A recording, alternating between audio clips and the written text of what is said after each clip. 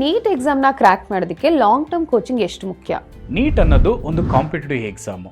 ಈ ಕಾಂಪಿಟೇಟಿವ್ ಎಕ್ಸಾಮ್ಗೆ ಸರಿಯಾಗಿ ಪ್ಲ್ಯಾನಿಂಗ್ ಮಾಡ್ಕೋಬೇಕು, ಸರಿಯಾಗಿ ಪ್ರಾಕ್ಟೀಸ್ ಮಾಡಬೇಕಾಗತ್ತೆ. ಮತ್ತು ಲಾಂಗ್ ಟರ್ಮ್ ಕೋಚಿಂಗಲ್ಲಿ ಅವರು ಬೇಸಿಕ್ಕಿಂದ ಕಾನ್ಸೆಪ್ಟನ್ನ ಅರ್ಥ ಮಾಡ್ಕೊಳ್ಳೋಕ್ಕೆ ಮತ್ತು ಹಲವಾರು ಬಾರಿ ಅವರು ರಿವಿಷನ್ ಮಾಡೋಕ್ಕೆ ಈ ಲಾಂಗ್ ಟರ್ಮ್ ಅನುಕೂಲ ಆಗುತ್ತೆ. ಮತ್ತು 1 ಮಿನಿಟ್ಗೆ 1 ಕ್ವಶನ್ ಆನ್ಸರ್ ಮಾಡೋ ಕೆಪಾಸಿಟಿ ಡೈಲಿ ಟೆಸ್ಟ್ ನಾವು ಕೊಡೋದ್ರಿಂದ ಮಕ್ಕಳು 1 ಮಿನಿಟ್ಗೆ 1 ಕ್ವಶನ್ ಆನ್ಸರ್ ಮಾಡೋ ಕೆಪಾಸಿಟಿ ಬಿಲ್ಡ್ ಆಗುತ್ತೆ.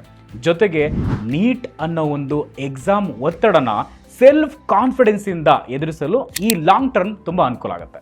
ಸರಿ, ರೀನೀಟ್ 2026 ಎಕ್ಸಾಮಿಂದ ಮಕ್ಕಳ ಮೇಲೆ ಹಾಗೆ ಅವ್ರ ಮಾರ್ಕ್ಸ್ ಮೇಲೆ ಯಾವ ರೀತಿ ಪರಿಣಾಮ ಬೀಳ್ತು?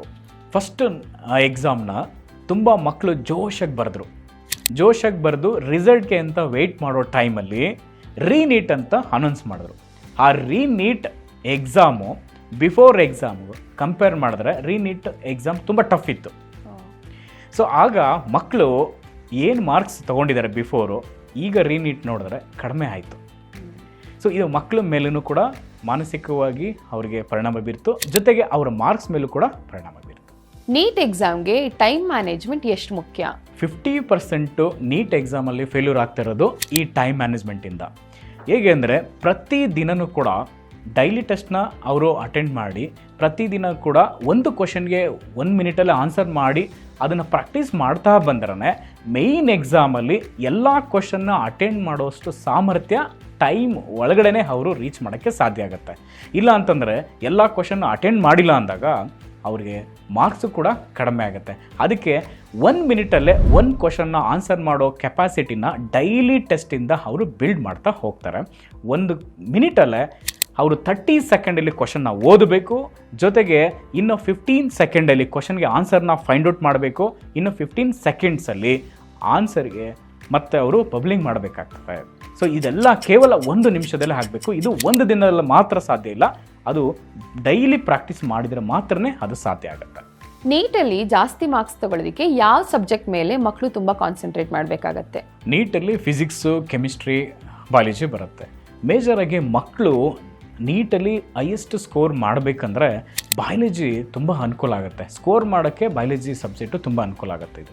ಇದರಲ್ಲಿ 360 ಮಾರ್ಕ್ಸ್ಗೆ ಮಿನಿಮಮ್ ಅಂದರೂ 340 ಮಾರ್ಕ್ಸ್ನ ಸ್ಟೂಡೆಂಟು ಅವರು ಅಚೀವ್ ಮಾಡಿದ್ರೆ, ರಿಮೈನಿಂಗ್ ಕೆಮಿಸ್ಟ್ರಿಲಿ 180 150ವರೆಗೂ ಅವರು ಅಚೀವ್ ಮಾಡಿಕೊಂಡ್ರೆ ಅಲ್ಲಿ 50% ವಿನ್ ಆದಂಗೆ. ಅಲ್ಲಿ ಇನ್ನು ಅವರು ಫಿಸಿಕ್ಸ್ ಏನಿದೆಯೋ ಒಂದು 100 ಮಾರ್ಕ್ಸ್ ತೊಗೊಂಡ್ರು ಕೂಡ ಒಂದು ಗೌರ್ಮೆಂಟ್ ಸೀಟ್ಗೆ ಸಿಗುವಷ್ಟು ಮಾರ್ಕ್ಸ್ ಅವರು ಅಚೀವ್ ಮಾಡಿಬಿಡ್ತಾರೆ. ಸೊ ಅದರಿಂದ 3 ಸಬ್ಜೆಕ್ಟಲ್ಲಿ ಬಯಾಲಜಿ ತುಂಬ ಚೆನ್ನಾಗಿ ಅವರು ಒತ್ತು ಕೊಡಬೇಕು ಅಂತ ನಾನು ಹೇಳೋಕ್ಕೆ ಇಷ್ಟಪಡ್ತೇನೆ. ನಾವು ಡಾಕ್ಟರ್ ಆಗಬೇಕು, ನೀಟ್ ಎಕ್ಸಾಮ್ನ ಕ್ರ್ಯಾಕ್ ಮಾಡಬೇಕು ಅಂದರೆ ಮಕ್ಕಳ ಗುರಿ ಮತ್ತು ಮನಸ್ಥಿತಿ ಯಾವ ರೀತಿ ಇರಬೇಕು? ನಾನು ಡಾಕ್ಟರ್ ಆಗಬೇಕು ಅನ್ನೋ ಒಂದು ಗುರಿ ಇಟ್ಕೊಂಡಿರೋ ವಿದ್ಯಾರ್ಥಿ ಯಾವುದೇ ಕಾರಣಕ್ಕೂ ಮಧ್ಯದಲ್ಲಿ ಡೈವರ್ಟ್ ಆಗಬಾರ್ದು. ಏನಾದರೂ ನಾನು ಮಾಡ್ತೀನಿ, ನನ್ನ ಕೈಲಿ ಆಗುತ್ತೆ, ನನ್ನ ಸಾಧ್ಯ ಅನ್ನೋ ಒಂದು ಮನಸ್ಥಿತಿ ಫಸ್ಟ್ ಇಟ್ಕೊಂಡ್ರೆ ಅವ್ರ ಗುರಿನ ತಲುಪೋಕ್ಕೆ ಇದು ಖಂಡಿತ ತುಂಬ ಅನುಕೂಲ ಆಗುತ್ತೆ. ಆವಾಗ ಅವರ ಕನಸು ನನಸಾಗೋಕ್ಕೆ ಈ ಒಂದು ಸೆಲ್ಫ್ ಕಾನ್ಫಿಡೆನ್ಸ್ ಏನಿದೆಯಲ್ಲ ಅದು ತುಂಬ ಸಪೋರ್ಟ್ ಮಾಡುತ್ತೆ. ಈ ನೀಟ್ ಎಕ್ಸಾಮ್ ತುಂಬ ಕಷ್ಟ, ನಾನು ಇದನ್ನು ಕ್ರ್ಯಾಕ್ ಮಾಡ್ತೀನೋ ಆಗಲ್ವೋ ಅನ್ನೋ ಡ್ಯುಯಲ್ ಮೈಂಡ್ಸೆಟ್ ವಿದ್ಯಾರ್ಥಿಗಳು ಕೂಡ ಇರ್ತಾರ. ನಾನು ಡಾಕ್ಟರ್ ಆಗಬೇಕು ಅನ್ನೋ ಒಂದು ಉದ್ದೇಶ ಇದ್ದರೂ ಕೂಡ ಮಕ್ಕಳು ನೀಟ್ ಎಕ್ಸಾಮ್ ಟಫ್ ಆಗ್ತಾ ಇದೆ ಅಂತ ನಾನು ಬೇರೆ ಕೋರ್ಸ್ಗೆ ಹೋಗಬೇಡ, ನನ್ನ ಕಡೆ ಆಗಲ್ಲ ಅನ್ನೋ ಒಂದು ಅವರೇ ತಮ್ಮನ್ನು ತಾವೇ ಏನು ಮಾಡ್ತಾಯಿದ್ದಾರೆ, ಡೌನ್ ಮಾಡ್ಕೋತಾ ಇದ್ದಾರೆ.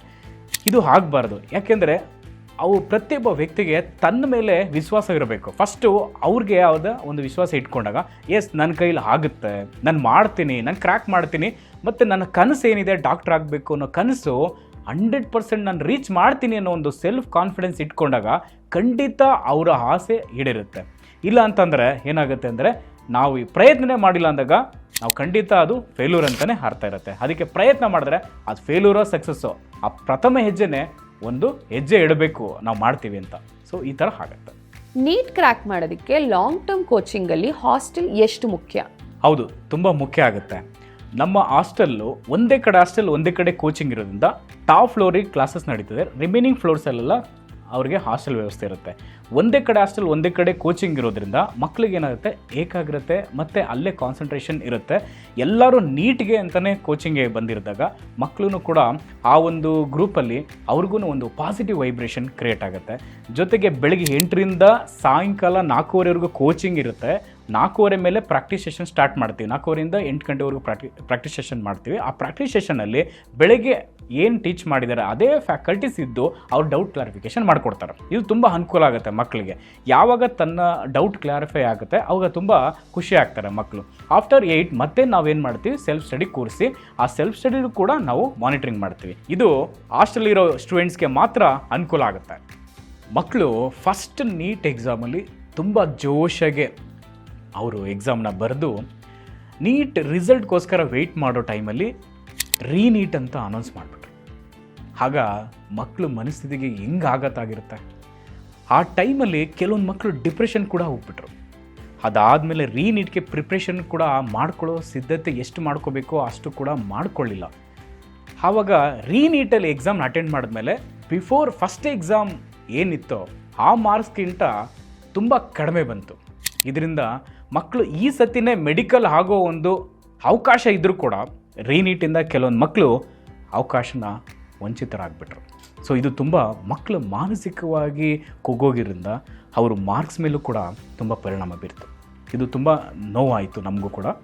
ಅದಕ್ಕೆ ಮಕ್ಕಳು ಯಾವುದೇ ಕಾರಣಕ್ಕೂ ಏನೇ ಆಗಲಿ ಎಕ್ಸಾಮೇ ಏನೇ ಆಗಲಿ ಇನ್ನೊಂದು ಚಾನ್ಸ್ ಇರುತ್ತೆ.